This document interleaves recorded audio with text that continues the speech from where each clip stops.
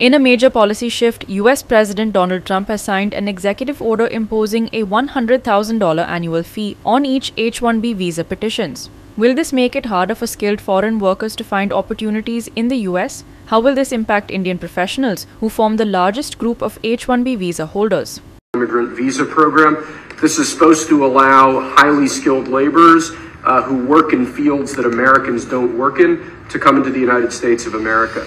What this proclamation will do is raise the fee that companies pay to sponsor H-1B applicants to $100,000. This will ensure that the people they're bringing in are actually very highly skilled and that they're not replaceable by American workers. So it'll protect American workers, but ensure that companies have a pathway to hire truly extraordinary people and bring them to the United States to work. We need workers. We need workers. We need great workers. And this pretty much ensures that that's what's going to happen. I think, Sean, do you agree with that? Well, they're $100,000 per year. So the whole idea is no more will these big tech companies or other big companies train foreign workers. They have to pay the government $100,000, then they have to pay the employee. So it's just not economic. If you're going to train somebody, you're going to train one of the recent graduates from one of the great universities across our land, train Americans, stop bringing in people to take our jobs.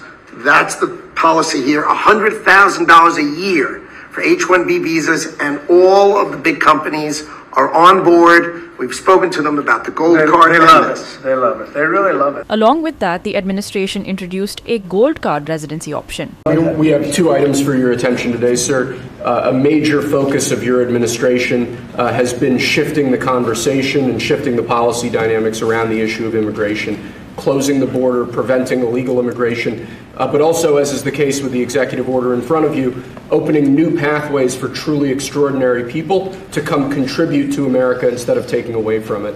So this executive order is entitled the Gold Card. It will set up a new pathway, a new visa pathway for foreigners of extraordinary ability who are committed to supporting the United States for a payment of $1 million to the U.S. Treasury, or if a corporation is sponsoring them, $2 million by that corporation, and that will give them access to expedited visa treatment as part of this new Gold Card program. And one of the biggest problems we have is that people, they go to the best schools and they do great and they get great marks, and then they're thrown out of the country. You're not allowed to stay. This way, a corporation will be able, sort of like a signing bonus in baseball or football, a corporation will be able to get them to stay in the country, and I think it's going to be tremendously successful. Critics argue that such a steep fee will drastically reduce the number of H-1B applications, hurt startups and smaller employers who rely on foreign skilled labor, discourage international talent, and perhaps raise legal constitutional questions, since Congress generally controls immigration law and fees. Microsoft, JP Morgan, Meta and Amazon have urged its employees on H-1B and H-4 visas to return to the US before September 21, 2025, if they are currently abroad. Those inside the US are advised to avoid international travel for now. Indians currently account for approximately 70 to 71% of H-1B visa approvals. Indian tech companies and Indian nationals are among the biggest beneficiaries of the H-1B program. In recent years, Indian firms have reduced somewhat their dependency on H-1B visas by greater local hiring in the US and more offshore delivery. Although big firms are increasingly hiring locally and reducing dependence on H-1B, many still rely on US visas for certain roles.